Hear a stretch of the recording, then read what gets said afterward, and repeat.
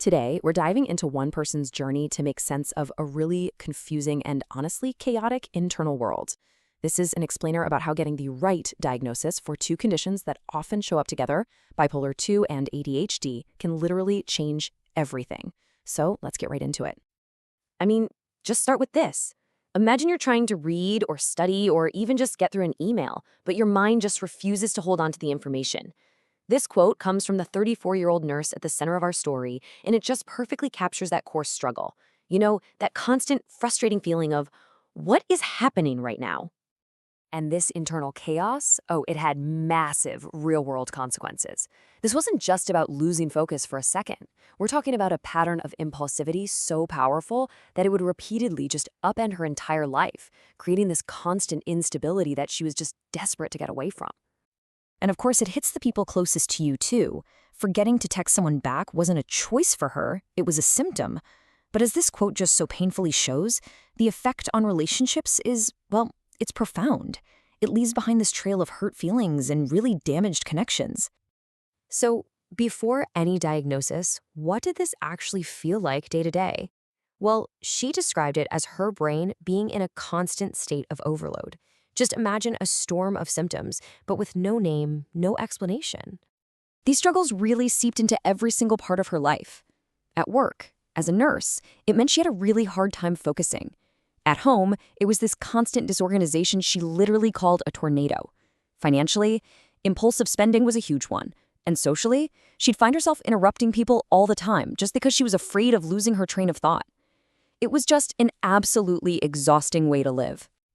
The big turning point came after her third marriage ended in divorce. She found herself repeating the exact same patterns in her next relationship, and she had this moment of just total clarity. It wasn't about her partners. The common denominator was her own reactions, her own choices.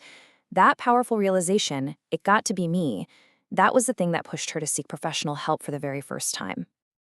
Okay, so with this new commitment to figure things out, she started the diagnostic process. And this is really where the chaos started to get a framework, and all those confusing symptoms finally started to get names. First up, she was diagnosed with bipolar 2 disorder. Now, this condition involves these big cycles of depression and something called hypomania, which are basically periods of elevated mood and energy. This explained so much. The huge mood swings, the intense emotional reactions, the irritability she was feeling, not to mention the impulsive behaviors like suddenly deciding to move out. But wait, that wasn't the whole picture. Testing also pointed to ADHD, specifically the inattentive type. And this explained the other side of her struggle, that brain fog she felt, her mind drifting off in the middle of a conversation, and the poor executive function. Executive function is kind of like your brain's CEO.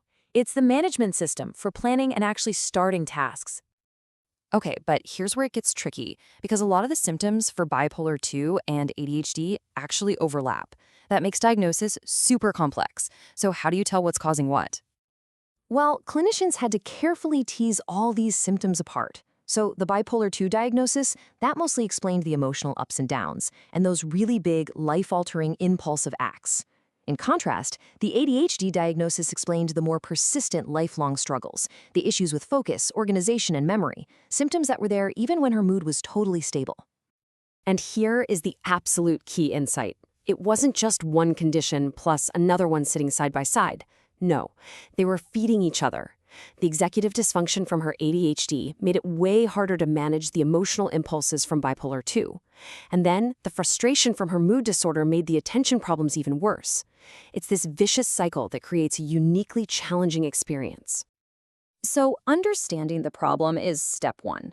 Step 2 is building a toolkit to actually manage it. This final section is all about the practical, hopeful path forward. The treatment plan wasn't just a single solution. It was multifaceted.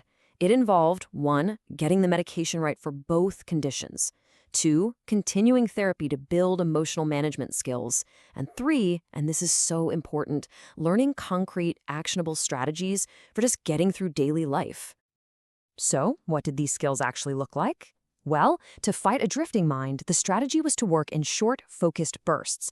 To stay present in conversations, she could practice mentally summarizing what she was hearing in her own head, which kind of forces your brain to stay engaged. These are small changes, but they can have a huge impact.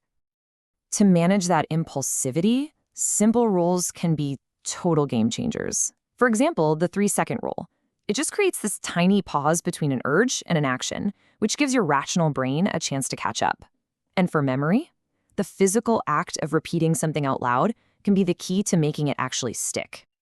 You know that overload feeling she described? That's really all about mental fatigue. So the strategies here are about conserving energy. Tackle the hard stuff when your brain is fresh. Stop trying to do 5 things at once. That just drains your battery way faster. It's all about working smarter with your brain, not harder against it. And this quote right here, this shows the result of putting it all together. With the right diagnosis and treatment, the change was so tangible you could see it in her bank account. For someone who lived paycheck to paycheck her entire life because of impulsive spending, having savings for the first time, well, it wasn't just a financial win. It felt like she was getting her life back. So we'll end with this question. This whole journey from chaos to clarity is such a powerful reminder that behavior is often just the tip of the iceberg. The next time you encounter someone who seems impulsive or forgetful or really irritable, it's worth asking ourselves, what underlying struggles might we be missing?